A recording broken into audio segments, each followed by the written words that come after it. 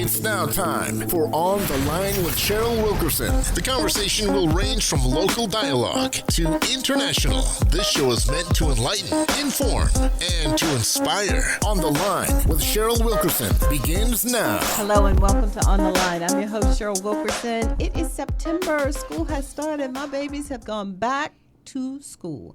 My babies are all of your babies. So that's the way I call them. They are mine. We are sharing them in case you didn't know. So to talk about the school year and just to get us focused as parents about what we need to be in tune to, I called in one of my experts, as usual, Mr. Rodney Jordan. I can't give him a title because we fuss over his title. What should his title be? Don't say community activist. Don't say advocate. Educational advocate, participatory citizen. Yes. All those things count. Yeah, I can't even say it. They're all good. You all know Rodney, right? They're all good. Rodney Jordan is in the studio with me today. Hello, how are you? I'm doing just fine. How are How's you? my grandbaby? He's doing wonderful. Absolutely wonderful. That's good. That is very good. So the school year has started, and since you are on the Norfolk School Board and you are so involved with education in Virginia, tell everybody your background as far as your participation in education in the state of Virginia. Oh, wow. Okay. So as you mentioned, I currently serve as a member of the Norfolk City School Board. I've been a member since 2012, was appointed then we've moved to an elected system. So I've been elected twice. I think that's right. Yep, been elected twice. I am a past president of the Virginia School Boards Association, which is the association of school boards across the Commonwealth of Virginia. And I have the honor of serving as co-chair of that organization's task force on students in schools in challenging environments. I just got back from Chicago a couple of weeks ago. I was jealous. They have good food. Yeah. In Chicago? Yes, they do. And so there I was part of a COSBA, which is the Consortium of State School Boards Associations. There's an Urban Boards Alliance, and I'm one of the advisors to the Urban Boards Alliance. And we had a UBA, as we call it, symposium in Chicago, which was excellent, 2-day symposium. So I participate in that and a lot of other committees and try to work with parents and students and folks in the community doing, what I can to, depend upon which hat I'm wearing, with all hats, try to listen and hear what's happening in the community, what our parents are trying to navigate, what our students need, and then do the best I can to represent those vision and values in my school board work, and also help to inform any other work that I'm doing in the area of education that ultimately the goal is to improve student outcomes. All this work is about making sure that our students are doing well with what they know and what they can do. What is the number one thing you hear from teachers about what they need or what they wish? Ooh, that's a good one. I think the number one thing I hear from teachers is respect for the profession, and along with that, having a certain level of autonomy, freedom to exercise their craft on the behalf of their students. I mean, I think sometimes we forget that teachers are professional. They put in years of schooling and years of hours fine-tuning and honing their craft. And so they come to the classroom prepared, we hope, to do what's best for students. So I think that's one. There's always climate as a part of that, making sure that, I think that goes back to the respect thing again. And then, compensation matters. I mean, we can't deny that, although I don't think that compensation is what I hear most. I really hear treat me well, treat me as a professional, give me the tools and the resources that I need, and let me build relationships with my students and their families, and we can go far. But climate is important. Compensation is important. So those things also come up. I thought people were going to treat teachers much better after COVID, because I heard parents that gave birth to little people complaining about having to have their child at home, which blew my mind. And I'm like, you don't want your own child at home? That's kind of odd to me. But the fact that you have teachers that get them all gathered in one room and impart knowledge to them, I really thought people were going to go to bat for teachers and their salaries and treating them better. Well, I think that generally, I don't want to speak for teachers because I'm not in that classroom every day, but I don't think it's the case that the average family is, or the average parent is treating teachers less than they were prior to COVID. Mm-hmm. I do think that I think all of us have been impacted and affected by the shutdowns. Without question, the students, their social emotional development has been impacted. So you have the stress of that. You have teachers themselves who were not only trying to deliver, for many of them, via the technology that they were not accustomed to delivering. So not only were they trying to teach somebody else's child, but if they had children, their children were home too. So I just think there's a lot of stress and anxiety. Accountability is still in place.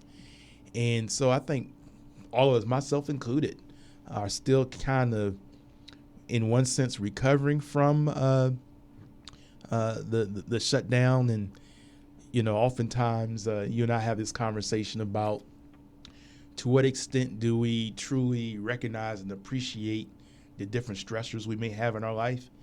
And so during that pandemic shutdown, there's a lot of fear. Folks didn't know, we were wearing masks. You just didn't know from day to day what may be the case. Many of us saw family members that took ill. Many of us experienced family members that passed away. So it was a lot of anxiety and trauma and stress. And I know our students are still trying to adjust. And so teachers, just like you started off this conversation about how all the babies are yours. Well, that's how I think teachers feel. And so when one child is challenged, that impacts you as a parent or a grandparent or a loved one. Imagine having 15, 18, 20, 25 children now. That's just in one class.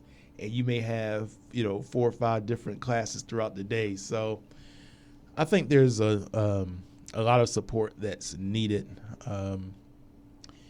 We have to find ways of accelerating our learning for our students, because many of our students who were already challenged faced greater challenges during the pandemic. So we have to find ways of how do we catch those students up. But at the same time, we have to figure out how do we deal with the emotional and well-being needs of children in this environment. I think what you are seeing more and more, unfortunately, with many school divisions, and it varies. The other thing that I think has come out through the pandemic and through the virtual learning that was taking place was many parents, some parents, I think are trying to respond to what they think children should be learning in school, and we're exposed to different things. And then you have all the partisan politics that's going on now around school boards and curriculum and all kinds of things. And I think that stirring of the pot on top of all the stress for many has created a toxic environment, which is one of the reasons why I think we are finding school divisions being challenged with trying to retain quality and effective teachers, never mind attracting individuals into the profession. Yeah.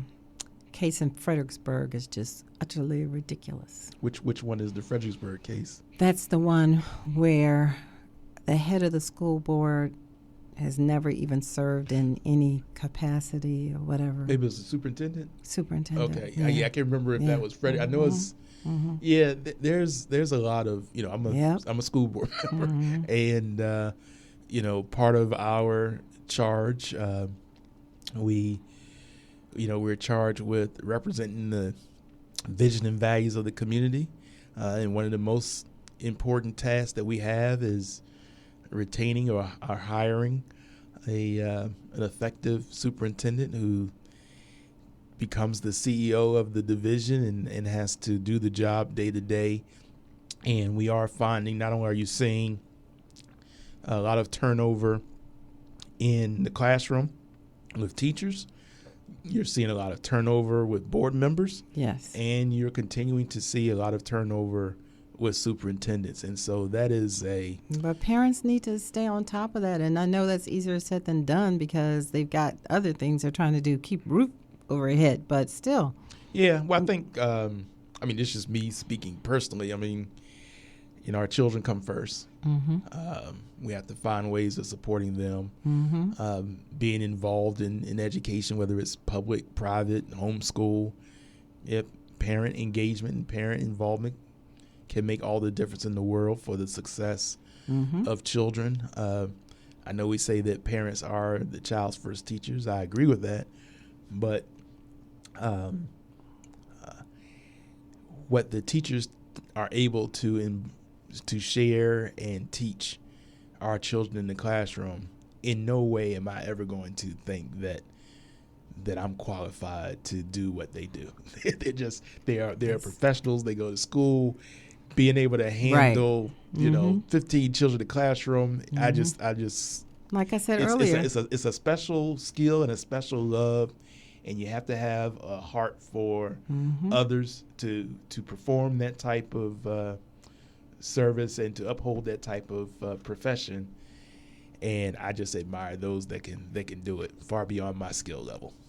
That's something. I heard a story yesterday about a parent that had actually given up her child completely and moved across country.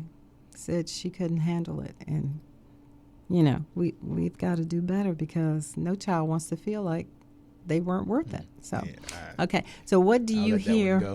What do you hear from students as far as how are they feeling? Are they worried about anything? Are they? Well, it's interesting. The first thing that started to come out of my mouth, and I held it back, but I'm going to say it just for the purposes of discussion. I started to say children are resilient. And while I think that's true, I also think there's a certain amount of denial by us as adults in making that statement. Children feel. Children want to belong. Children want to be accepted. Children are exposed to so many things today that you and I were not exposed to. They have access to more information, and so much junk is just coming at them from all kinds of different directions. So in one sense, I have great admiration for their ability to grow and prosper with all the things that are coming at them. But they're feeling it, and I think we see it. We always have, thankfully, children who are focused. They have goals. They have routines. They know what they want or they know what they don't want, and they come to school every day, and they're about their business of learning all that they can learn and moving forward as productive citizens into whatever their next path in life. But in the public school system, we invite and accept anyone who crosses the door. And so children come across that threshold of the school building with all different backgrounds, all different interests, all different experiences.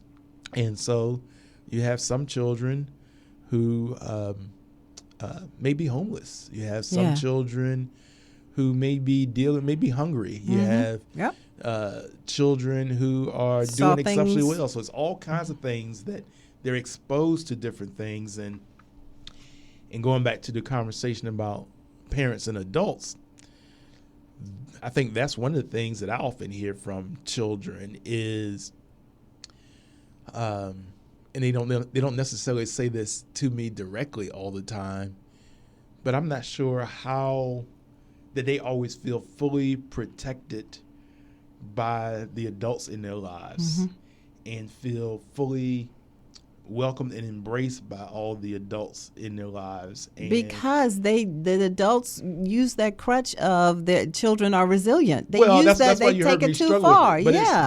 But it's and I mean, I think it is true for every generation. Times change, but what I hear from children is they want their parents, they want their teachers, they want the adults in their lives to appreciate what the children experience, take time to listen to them.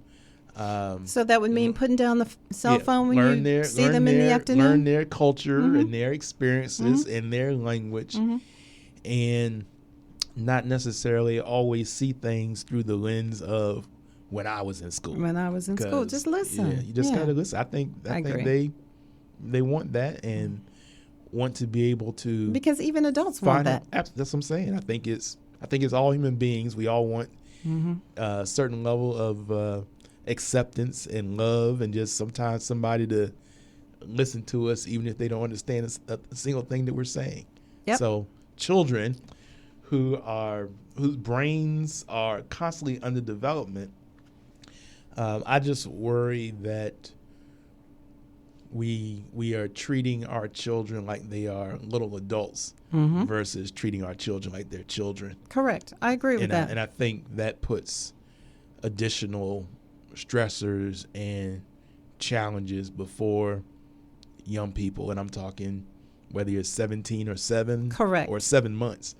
And so I would like since we often talk about the village, I like for the village to kind of step back some and just think about, if you do have children in your household, if you do have children down the street, or if you do have loved ones and they are students, how much time in a month do you spend just listening?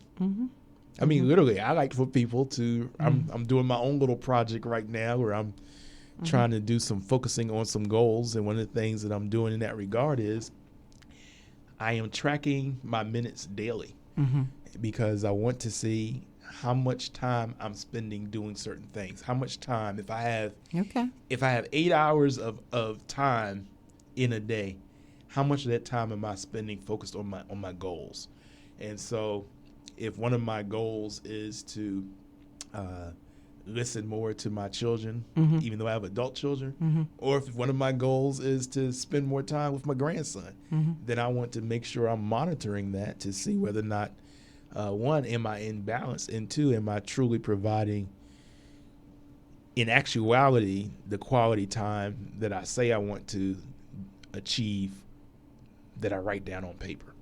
Speaking with Norfolk School Board member Rodney Jordan. He's in the studio with me today, and we're talking about school. We're going to get to a little bit of politics a little bit later, but I would encourage parents to just do exactly what Rodney just said. Please spend time and track your time with your children. Pay attention to them. Please read with them. When you're walking across the street, hold their hands. Okay, have family dinners. Discuss what happened in school today. Reading is important. Don't let them don't say how was school today so they can say fine. Don't do that. You have to ask specific questions. You know, who were you able to help today? What did you learn today? Please, you all, do your best by our children. We need that. So, Rodney, we got 10 minutes left. You want to talk some politics? If you want to talk politics, we can. Okay. I understand that the campaigning season has begun, which is boo-hoo-hoo for me because I do not like the TV commercials. And if I were in charge, after Labor Day, I would make a law that if you're going to do a political commercial, it has to be only about you. You can't mention anybody else. You have to mention what you have done or what you're going to do. And that way, I would be a better informed candidate. But now I have to go through the weeds to pull out everything. So how should we approach this campaign season? Well, you know, in Virginia, it seems like it's always campaign season. Mm-hmm. But in this particular case, we know that in November of 2023, we have the General Assembly, 140 seats, 100 in the House, 40 in the Senate that are on the ballot. And so you're right. Once we get past Labor Day, the campaign ads kick in. TV, radio, mailers, social media, on the internet, impressions, you name it. And, we often will see where as voters or even just as individuals, citizens, people often will express the same sentiment that you expressed. But a lot of times the pollers and the consultants will tell you that the reason why certain ads are done a certain way is because they produce results. It's unfortunate that it seems like some advertisement is designed to put more negatives on an opponent than it is to express positives about oneself. But I guess the data must show that negative campaigning works. Well, you can't give up at that point. You just have to dig deeper as an informed voter to find out what you want to find out. But do you think, Rodney, that people now realize that it was important for people to go to the poll to vote for what's her name? Willis in Georgia. Can't think of her first name. That has brought the indictments against the Attorney General. Do they realize that the district attorney in New York, it was important to go to the polls to vote for that sister because these are the people that have brought up the cases.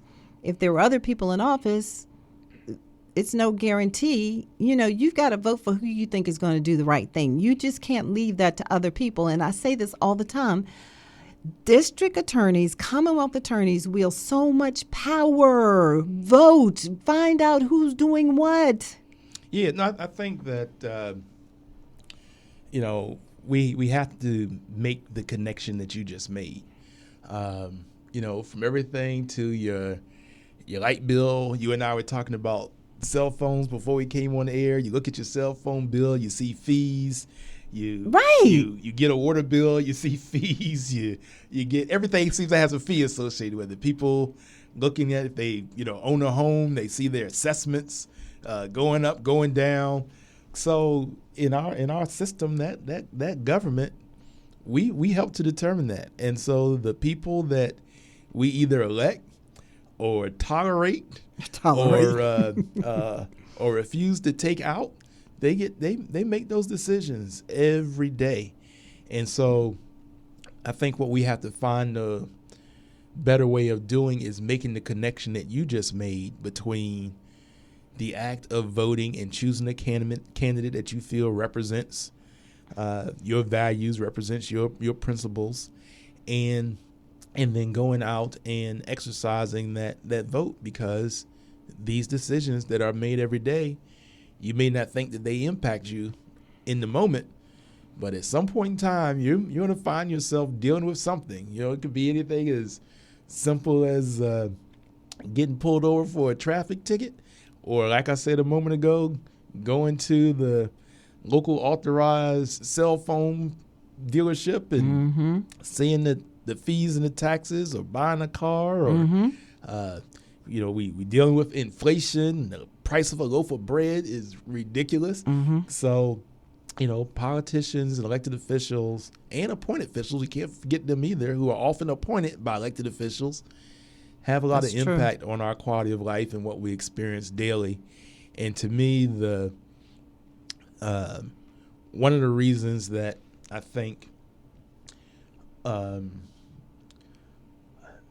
there are some that take advantage of the fact that people stay home. They count on people staying home.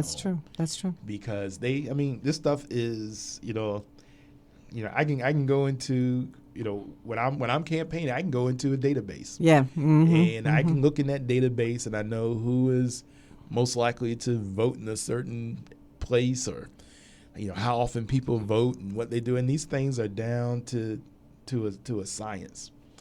And so there are some candidates that know if this group of voters stays home or they don't vote, then I'm more likely to win, or what I represent is more likely to be pushed or enacted. And I think as participatory citizens, we should reject. I would resent that. We should resent the fact that somebody is calculating their progress off of me doing nothing. Yep. So that in and of itself ought to be some sense of a motivator. But we were talking about goals, and we were talking about education, and we were talking about what we want for our children. Well, if we ask our children to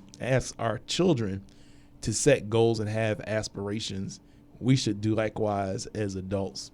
And literally those that we think are most likely to support our goals and our aspiration, then we need to vote for them. We might write a letter for them. We might give $1 to them. But all those things are ways that we can be involved in the system as it exists today to make sure that what we believe is represented, whether it's local elections, which I think are extremely important, or state elections or our federal elections. Every level of government needs to have an active citizenry, and I think history tells us over and over and over again what happens when people stay home or check out. Amen. I have a friend, he does a radio show, and especially during this season, when you call his radio show, you have to give your representative in the House and the Senate. You have to tell who your city councilman is. You have to tell what district you're in, or else you don't go on the air. So you're saying the screener checks that before they get? No. Oh, once they get on the air? Yes. Oh, okay. Yeah. All right. Yeah. Oh, no, that's good. Who's your senator? Okay. And I was thinking, so all of us should really know that anyway. Yeah, it should just be automatic. Yeah. And we were talking about school systems earlier. One of my favorite classes was always government. But I think that we also have to make sure that civics is taught, and whether it's taught at school or not, we can teach it at home. That's true. That's true. We have to find ways of making sure that we make the connection for our children about their importance. Because right now, the youth vote made a big difference in recent elections, and it can make a big difference again if they are willing to come out. And that is one thing that I have seen. You were asking me earlier when we were talking about education. One thing that I did see come out of the pandemic, so yes, there's been a lot of activism from some adults, but I've seen a lot of activism for children. Good. Children at school board meetings advocating for what they believe they in. Will tell it. wanting to make sure that their rights are protected and that they are valued, and that adults understand the student voice. So that to me is very exciting, and I hope that we will encourage more students, whether it's public school students, or as we say here on Norfolk State campus, all these students here, they can get involved as well, making sure that their voice is heard locally in the 7 cities and also in the General Assembly. Running out of time, how can people get in contact with Norfolk School Board member and say the word because I can't? Participatory citizen yes. Rodney Jordan. Well, the easiest way is via my email, my school board email address, which is just for school board official duties, is rjordan, RJORDAN, at npsk12.com. But you can really contact me at my personal email address, raj@melanet.com, melanet.com. And you can send anything there, pros, cons, whatever you like. Concerns, ideas. And that's the best way. Thank you. I owe you. Well, thank you for having me. It's always a pleasure to be on the great campus of Norfolk State University. Next time, bring my grandson. And everybody listening, you all have a wonderful Sunday. I know everybody's excited about football season. Go out, have fun, but be responsible, all that good stuff. And as always, you all take care and behold the green.